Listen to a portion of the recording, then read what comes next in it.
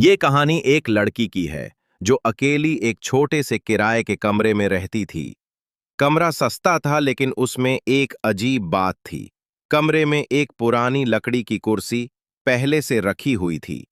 मालिक ने कहा था कि वो कुर्सी हटाई नहीं जा सकती, इसलिए वो उसे वहीं छोड़ देती थी। हर दिन की तरह वो ऑफिस से लौटकर खाना खाती और फिर सो जाती।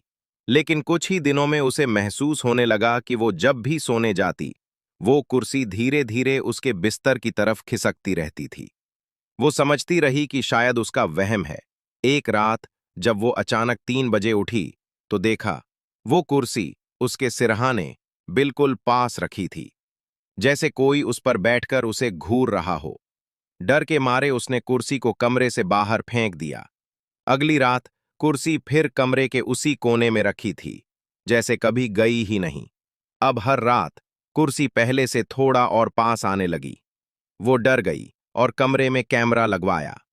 अगली सुबह उसने जब रिकॉर्डिंग देखी, उसका शरीर सन्न रह गया। रात के ठीक 3 बजे दरवाजा अपने आप खुलता है।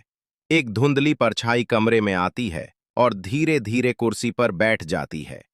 फिर देर तक लड़की को घूरती रहती है, बिना हिले, बिना पलक झपकाए। और जैसे ही सुबह की रोशनी कमरे में पड़ती है, वो परछाई गायब हो जाती है। उस दिन के बाद लड़की ने वो कमरा हमेशा के लिए छोड़ दिया। लेकिन आज भी जब वो किसी खाली कुर्सी को देखती है, उसे ऐसा लगता है जैसे कोई उस पर बैठा उसे घूर रहा हो।